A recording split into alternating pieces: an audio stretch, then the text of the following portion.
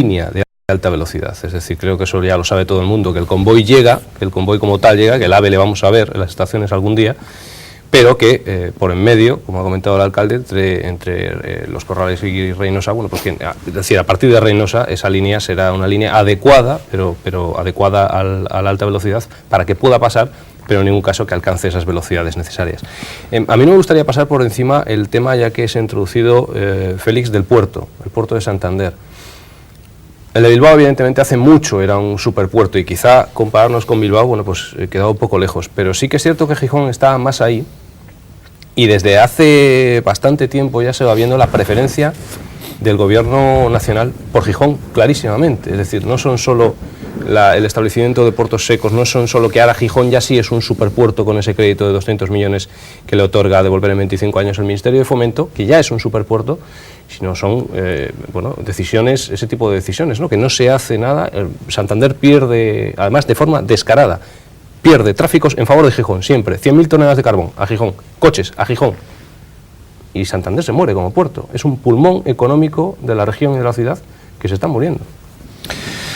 Bueno, lo cierto es que las inversiones que inauguró el otro día el ministro Blanco pues eran superiores a los 350 millones de euros. A mí me hace gracia porque el mismo día de la inauguración de esas actuaciones, con ese metrotren, ese anuncio además de obras que se iban a desarrollar a continuación, era el mismo día que tenía yo el debate por aquel aparcamiento en el que el Ministerio no se quería gastar 200.000 euros, que luego nos hemos enterado que ya se los había ahorrado anteriormente al no retirar los escombros, pero uno aquí luchando, peleando y reivindicando para que dejen las cosas bien en una parcela por un importe de 200.000 euros, con el Estado diciéndonos que eso que lo asuma el Ayuntamiento, que el Estado no tiene dinero, y el mismo día que aparezca en las televisiones una inversión de 350 millones de euros en una ciudad gemela por la distancia y por las características como puede ser Gijón, pues hombre, a uno le duele porque no hay duda que todo esto tiene que ver mucho con los signos políticos, ¿no? Pero la realidad es que hay que seguir haciendo cada uno desde su responsabilidad lo que puede hacer para seguir captando mejorías en el transporte de mercancías y también el de pasajeros. Antes de ayer hicimos la primera reunión desde el Ayuntamiento con el sector comercial y la hostelería juntos. El sector comercial y la hostelería casi siempre han ido cada uno por su lado, ¿no? Y nosotros anunciamos en las sectoriales con ellos que era el momento de que planteáramos actuaciones conjuntas y que entendiéramos que todo lo bueno para el comercio es bueno para la hostelería y viceversa, y que todas las políticas que se hagan tienen que ir de la mano. Y sentamos en una mesa a representantes del sector de comercio, a representantes de hostelería, pero también sentamos en la mesa a los representantes de los cruceros, a representantes de Brittany Ferries, para ver de qué manera podíamos retener y captar todo ese turismo que se acerca en esos barcos y aprovechar para que se queden en Santander, coman en Santander, se puedan incluso quedar a dormir en Santander y compren también en nuestro comercio, ¿no? Entonces es una manera de tratar de potenciar desde el punto de origen, además de esos cruceros y del Brittany Ferry, el atractivo de una ciudad como es la de Santander, ¿no? Bueno, eso es una forma de entrar para potenciar un servicio, pero luego tenemos el problema de las infraestructuras, que son las que son en un puerto que está orientado a la bahía, yo eso lo entiendo, y que otros pueden tener mayor libertad de movimiento.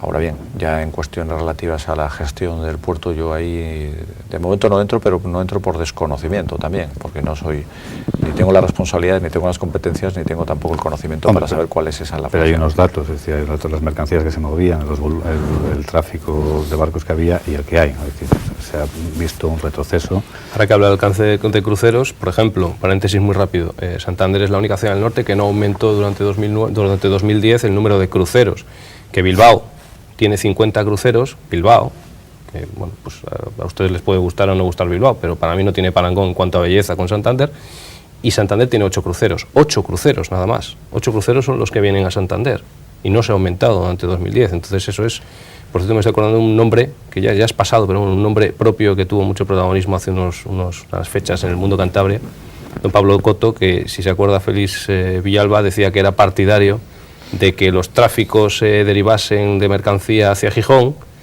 y que crucero, personas y pasaje y tal hacia Santander y tal, viene a decir algo así. Es que ni eso. A mí una cuestión que ha comentado el alcalde ahora, como ciudadano me llama la atención.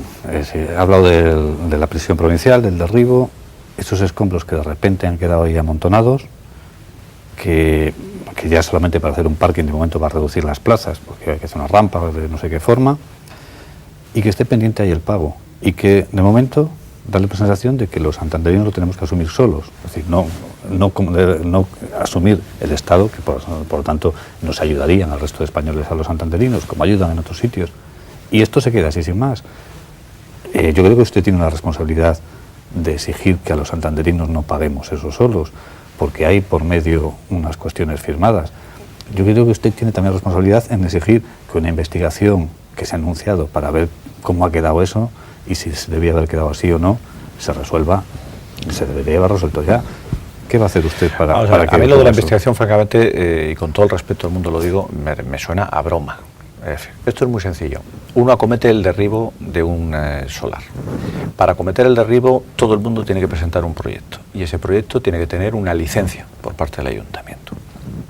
Bien, el Estado presenta un proyecto del derribo de esas instalaciones. Ya llama mucho la atención que una obra que sale a concurso por parte del Estado de 1.700.000 euros se adjudica finalmente en 400.000 euros, ¿no? Eso llama poderosamente la atención porque pocas obras tienen bajas del 70 y pico %, ¿no?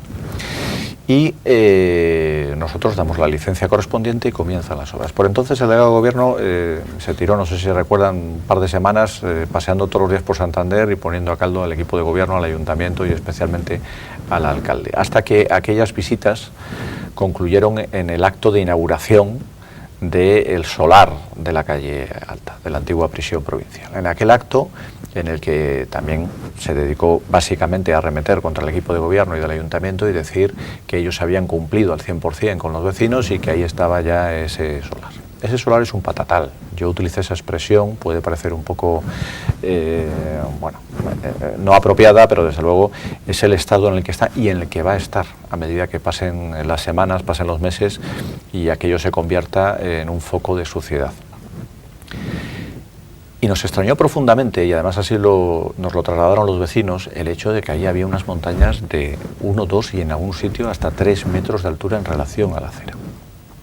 Y preguntamos al delegado de gobierno públicamente cuál era la razón por la que se había dejado eso así, a 3 metros por encima de las aceras, cuando las demoliciones se quedan, como todas las demoliciones, más o menos a cota de la acera.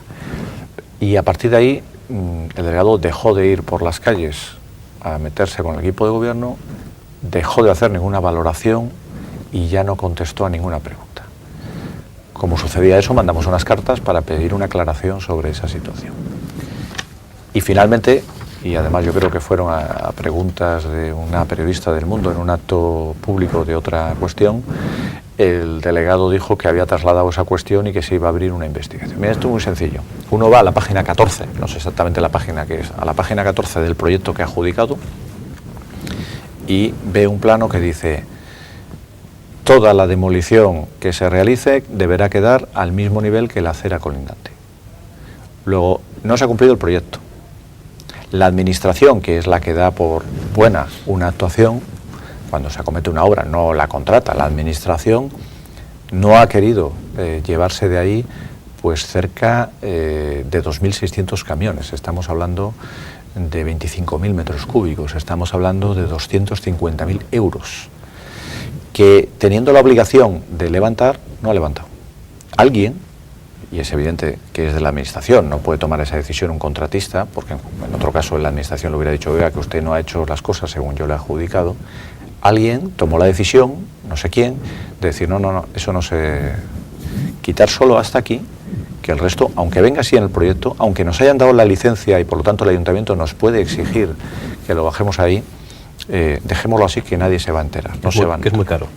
Que es muy caro y nos podemos ahorrar 250.000 euros. Claro, eso llama la atención a los vecinos, porque además obliga a modificar el proyecto que nosotros teníamos planteado de aparcamiento en superficie. Las entradas ya no pueden ser las mismas, los desniveles son diferentes y cambia todo. Hace que perdamos plazas de aparcamiento, ¿no? Entonces le hemos trasladado esa pregunta. La respuesta ha sido que se va a abrir una comisión de investigación. Es ir a la página 14 no hace falta investigar nada y uno ve claramente cuál es la situación. A Granada le ha pasado exactamente lo mismo. Y es una noticia que además publicó El Mundo en Cantabria. Granada, el Ayuntamiento de Granada vela porque se cumplan las obras que se ejecutan en su municipio y tiene la obligación de exigir que se ejecuten bien, y el Ministerio derriba también otra prisión y deja también una situación escandalosa en la parcela. Y claro, ¿qué hace Granada? Pues como a cualquier particular. Oiga, usted no ha cumplido con las condiciones de la licencia y se le puede exigir que cumpla con las condiciones de la licencia. Usted estaba obligado a hacer esto. Y si no lo hace, le voy a imponer multas coercitivas. Oiga, a mí me parece que empezar a colocar multas coercitivas al Estado queda fuera de todo lo que tiene que ser la normalidad institucional y democrática. Pero el Estado tiene que cumplir la ley, lo primero. Tiene que cumplir con las condiciones de la licencia. Indiscutiblemente, si el Estado no cumple con las condiciones de una licencia, oiga, ¿cómo le vamos a exigir luego a un vecino que acomete una reforma en su fachada que puede hacer lo que le dé la gana? Si el propio Estado no está cumpliendo con las condiciones que establece, pues si eso es lo que yo me manda usted a la Policía Municipal, a notificarme al menos cómo debo dejarlo, y tengo que hacerlo y tengo que cumplir la ley. No, pero es que la licencia ya establece cómo tiene que dejarlo. El Ayuntamiento, cuando te autoriza a derribar eso, te dice, oiga, usted tiene que dejarlo según este proyecto, y en este proyecto dice que usted lo tiene que dejar a nivel de acera. Eso lo sabe el Estado. Y si, insisto, si un vecino cambia un cuarto de baño y tiene que pedir una licencia de obra menor, cambia la fachada, tiene que pedir una licencia de obra mayor, y se le dice cuáles tienen que ser las condiciones de la licencia, o quiere hacer una reforma en su casa y poner un porche, cumpliendo la normativa, ¿cómo a la Administración General del Estado le vamos a establecer una licencia y dice, no, yo aquí hago lo que quiero? Yo creo que aquí hay que poner un poco de sentido común. Estamos pidiendo algo que es normal, no estamos pidiendo algo disparatado, estamos pidiendo que se cumpla la ley, estamos pidiendo que se deje bien, y hombre, lo lógico es que el Estado no es una inmobiliaria, es que hubieran hecho ellos el aparcamiento. Yo no le puedo exigir eso a un privado, porque el privado es su terreno y no tiene por qué gastarse el dinero a favor de los ciudadanos, pero sí al Estado.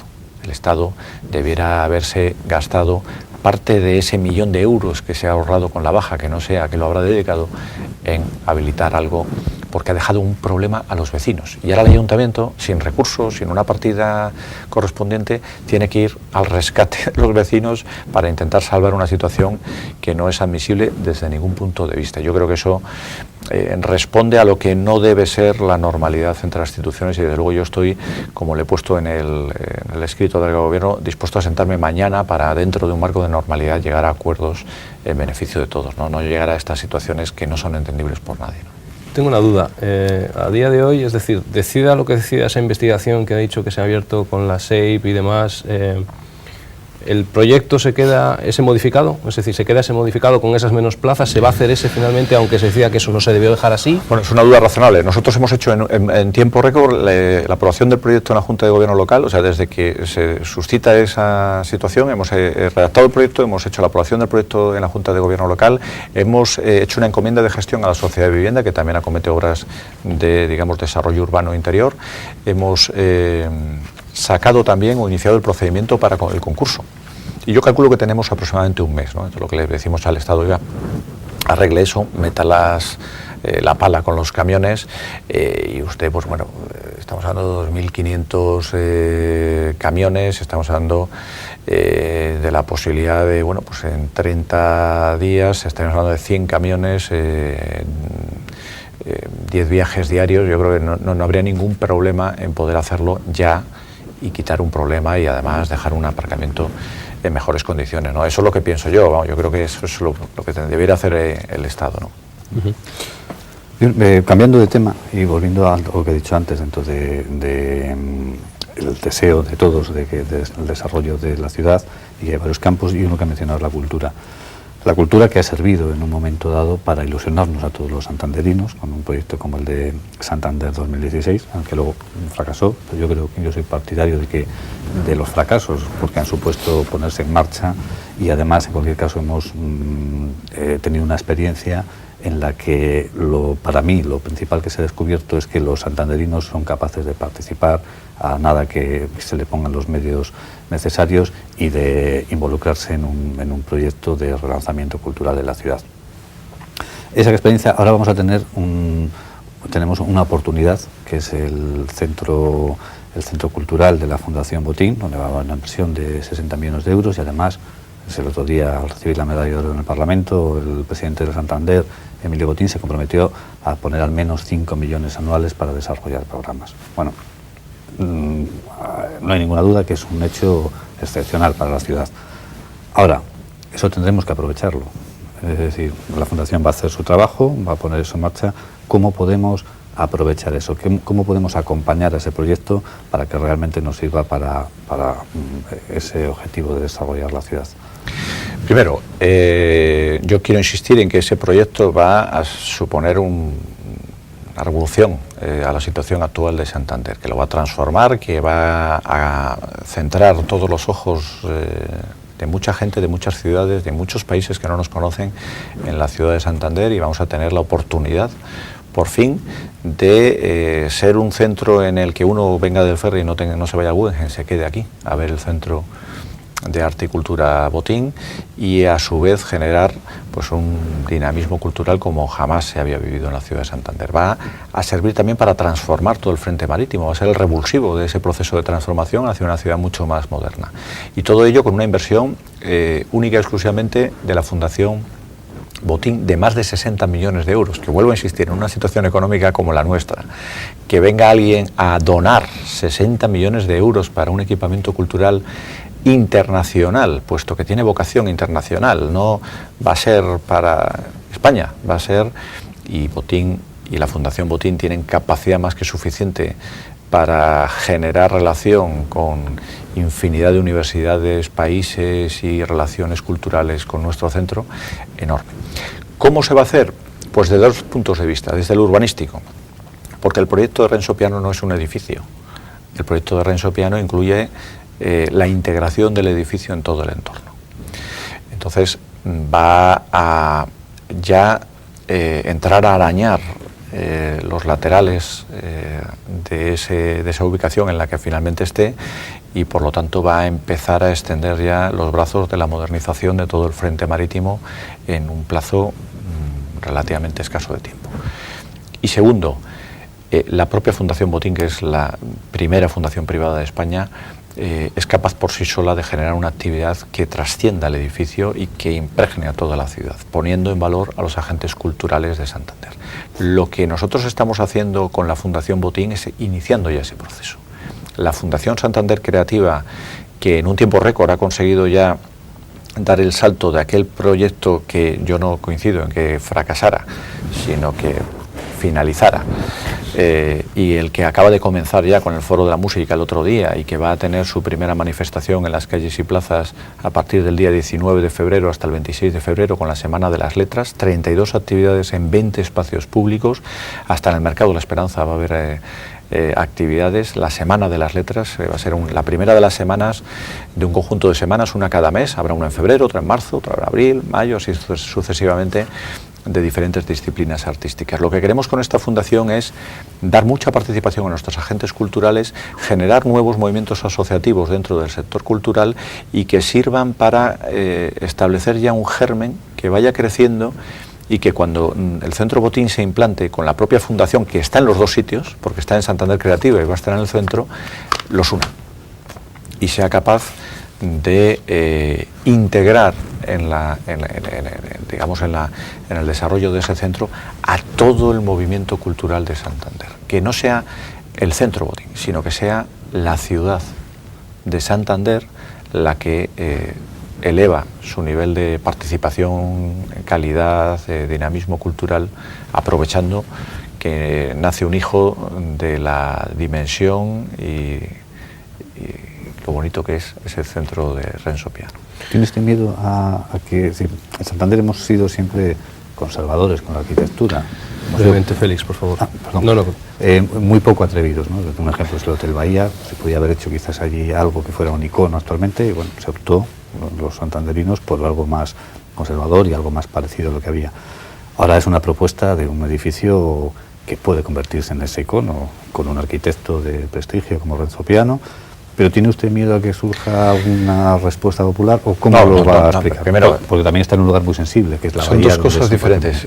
Yo estoy convencido que va a existir una respuesta popular, porque siempre ha existido en Santander y porque siempre existirá, y yo desde mis responsabilidades, me acuerdo ya todavía como ingeniero, en el paseo marítimo de Castelar, que se acometió desde una empresa de ingeniería en la que yo trabajaba y que yo me dedicaba a hacer la geometría de ese paseo. Yo recuerdo que había polémica con las jardineras, no sé si os acordáis, que era una jardinera que si tapaba la bahía, que si eso destrozaba el paisaje, es decir, una pequeña jardinera de 80 centímetros generó un debate social enorme en la ciudad de Santander, ¿no? ¿Cómo no lo va a generar ese edificio? Estoy convencido. ¿Tengo miedo por ese debate? En absoluto.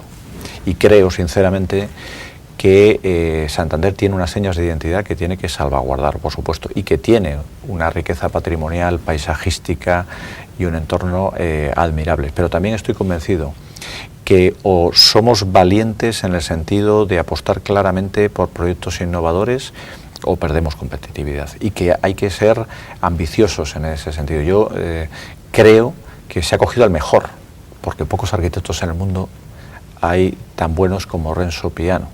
Estamos hablando de una de las instituciones más solventes del mundo, con uno de los arquitectos mejores del mundo, y claro que habrá gente que esté a favor o en contra del proyecto, que le guste más o menos, pero se ha cogido los mejores ingredientes del mundo para hacerlo lo mejor posible, y eso puede transformar Santander sin transformar su imagen, porque estamos hablando únicamente de un edificio, no estamos hablando de cambiar toda la faz del frente de Santander.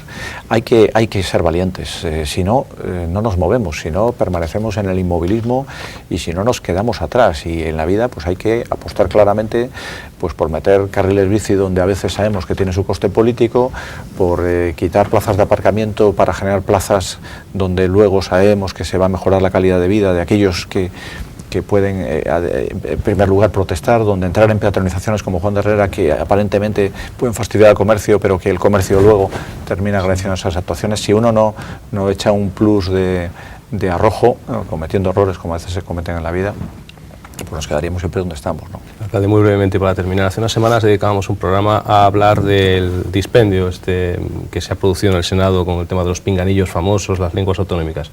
¿Tiene una opinión sobre el tema, muy brevemente? Yo tengo la misma opinión que creo que tienen todos los ciudadanos del mundo.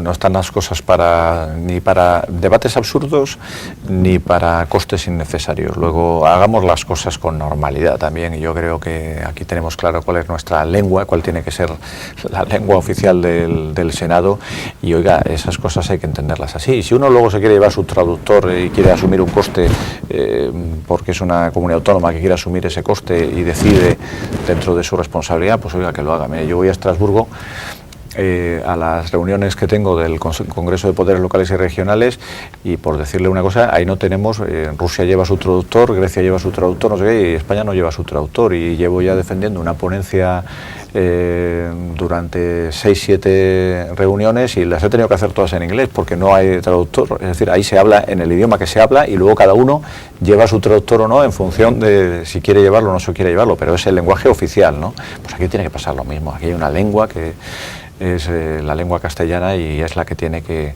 existir en el Senado. Si luego uno se quiere llevar una conexión para que alguien a través de internet le vaya traduciendo lo que se dice a un idioma que le suene más agradable, pues hombre, cada uno tiene también libertad para hacer sus cosas, ¿no? Pero me parece un absurdo cualquier gasto en esa materia. Sobre todo en esta época, con lo grave eso, que en Estrasburgo no hay una lengua común de todos, y en España sí. Ahora le cuento por qué le he preguntado por esto para terminar. Don Íñigo de la Serna, alcalde de Santander, muchísimas gracias por estar con nosotros en el foro esta noche, y don Félix Villalba, director del Mundo Cantabria, muchas gracias también. Ha sido un placer. Pues le he preguntado yo al alcalde. Yo creo que lo que ha comentado don Íñigo de la Serna viene a ser el sentir general de todo el mundo. Básicamente solo hay muy pocas personas que votaron a favor de esa medida, y ustedes se acuerdan de esos 300.000 euros que costaba. Les voy a contar una cosa. Me ha puesto una multa. Sí, me ha puesto una multa. No ha sido aquí en Santander, hace ya bastante tiempo, y ha sido en Santiago de Compostela. Y la tengo aquí, es una copia. Y mea culpa. Tengo que entonar el mea culpa por haber estado un cuarto de hora en un carga y descarga descargando unas maletas. Mientras iba a la recepción del hotel me pusieron la culpa. No había espacio alrededor, no debía aparcar ahí. Eso es lo que creo que es. creo que es por eso la multa, porque no la entiendo, porque está en gallego. Concello de Santiago de Compostela, eso lo entiendo. Notificación da disposición da constringimiento e requerimiento de pagamento. Bueno, no sé qué pone aquí. Mientras mi gestor está devolviendo esta multa y está exigiendo, o pidiendo al menos, que me la notifiquen en castellano, porque no sé qué pone, ni por delante ni por detrás en la letra pequeña, hay que recordar que ya el Concello de Ferrol, y esto fue noticia hace unos años, perdió mucho dinero porque la gente pedía que se les notificase en castellano. Y ante la imposibilidad, los funcionarios cerraban el expediente sancionador. Pues este es el país que nos ha tocado vivir. Ya les digo, mientras mi gestor pide la multa en castellano, veremos si empieza el Concello de Santiago contra mí un procedimiento de apremio o lo que sea, y al final siempre quedarán los tribunales porque yo no entiendo lo que pone ahí. Este es el país que nos ha tocado vivir y lo que les vengo diciendo desde hace unas cuantas semanas. Estos son, por desgracia, algunos de los políticos que nos ha tocado vivir tan sumamente despegados. ¿Por qué? Tan sumamente despegados de la gente. Señoras y señores, la próxima semana en el foro nos vemos y hablamos.